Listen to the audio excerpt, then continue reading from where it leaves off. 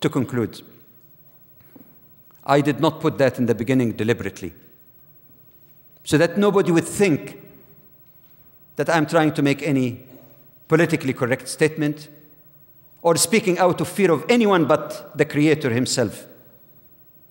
I'm trying, as a student of Islam, to use the objective approach by ta'sil, by going back to the original sources of Islam, establish what are the basic principles, the basic rule, what are the exceptions, and when the exceptions are there, what are the limits of those exceptions, before even I make any comment, because that would make my job and yours easy, it would make it shorter too. How does that apply to September 11? There could be no honest argument. Like I say, use cut and paste as some do. Yes, you could say the Quran has all the basis for violence and hate and all of this. Cut and paste, no problem. Anyone can do that. It does require much intelligence. But if we really look honestly and properly to the teaching of Islam, these acts could not have any Islamic religious founding. It is the opposite. It's actually contrary to the teaching of the Quran. Some people might say, yes, but there are also problems with political justification. The foreign policy that resulted in suffering. Yes, okay, you could have all kind of political questions, and many Americans, Muslims and non-Muslims alike, have been raising this issue of the need to re-examine the foreign policy to be more even-handed, so that the human rights and human values should take precedence over just economic benefits or resources. That's fine. But in Islam, there is no separation between religious and political. And you cannot say, all right, it does not have any religious justification, but it does have political justification. No, in Islam, ends do not justify means. And the moral behavior of the person in the privacy of his home, or with his wife or his family, or with his government, or with the world at large, is the same moral principle. There is no political expediency at the expense of established values.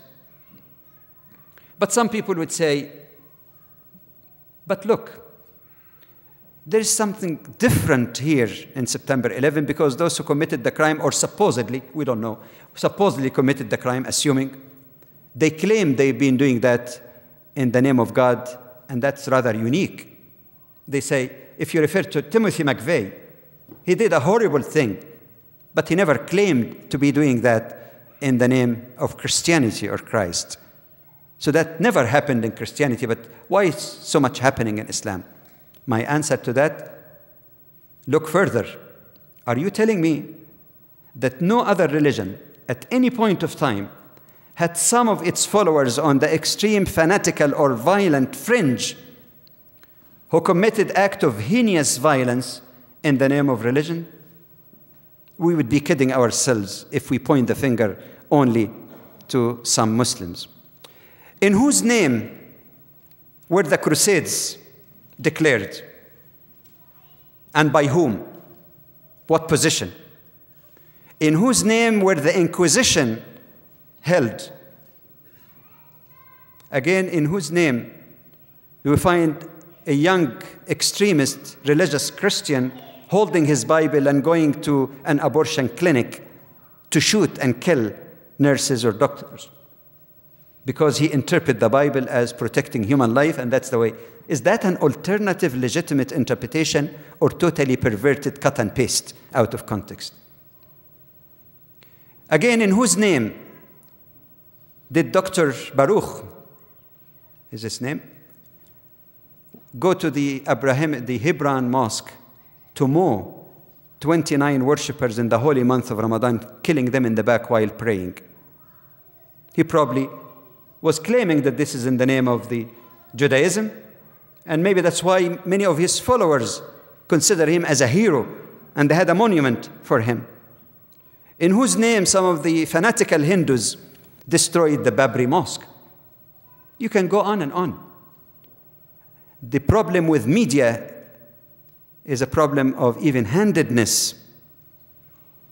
The problem of the media relates more to stereotyping. Take another example. Many years back, when Pakistan was suspected of developing an atomic bomb. You know what this bomb was called? Islamic bomb. Islamic bomb. But when the United States develop an atomic bomb, it is not called Christian bomb. When Israel developed atomic bombs, it was not called Jewish bomb. When India developed atomic bomb, it was not called Hindu bomb, only Islamic. The same callous use of the term Islamic terrorist, Islamic terrorism. Are Muslims, as 1.3 billion people in the world, the only ones who might have a fringe who committed acts of terrorism? Did any Christian ever commit act of terrorism? How about the fighting in Northern Ireland between Protestant and Catholics, even the same religion? All did it. But only in the case of Islam you have that term. Have you ever seen a broadcaster or a paper speaking about Christian terrorism, Jewish or Judaic terrorism? No, and I'm not suggesting it should. Judaism is a religion that should be respected. So is Christianity. So is Islam. Why pick on Islam and keep using the term Islamic terrorism, Muslim terrorist, as if Islam and terrorism is one and the same? This is incitement of hate, in some cases incitement of violence.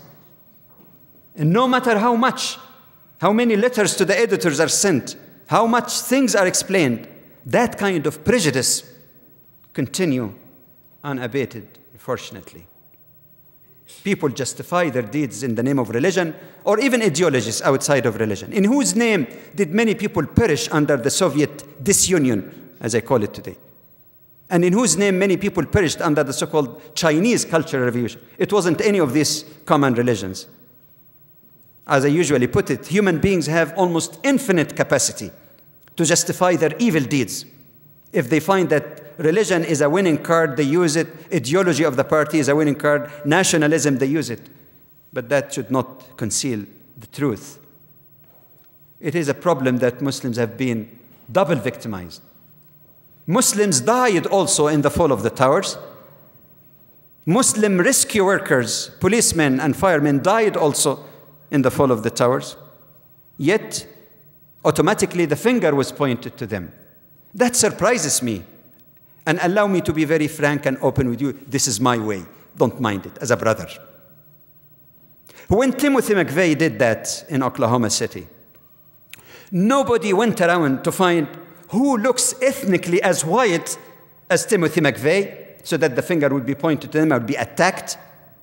Nor did anyone say which religion he belongs to or church he frequents. But only after September 11th that the finger is pointed to people who look ethnically like Muslim, even non-Muslims.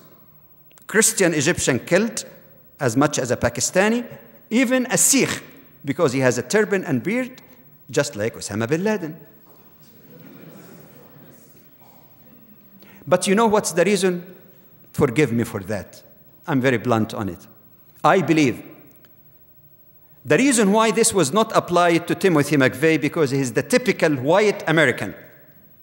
And a lot of people had latent racism that was politically incorrect to express. Riding on the wave of fear and resentment and anger after September 11, that latent racism apparently surfaced and it became politically correct to point the finger to all. And now it is not the culprits or the criminals to whom we are pointing the finger or asking for explanation or bringing to trial. It is the whole ummah of Muslims, 1.3 billion, and Islam that has to answer, has to be put on trial. No, it is not Islam or Muslims should be on trial. Only those who committed the crime are to be put on trial. However, there are some hopeful notes that I'm going to end with.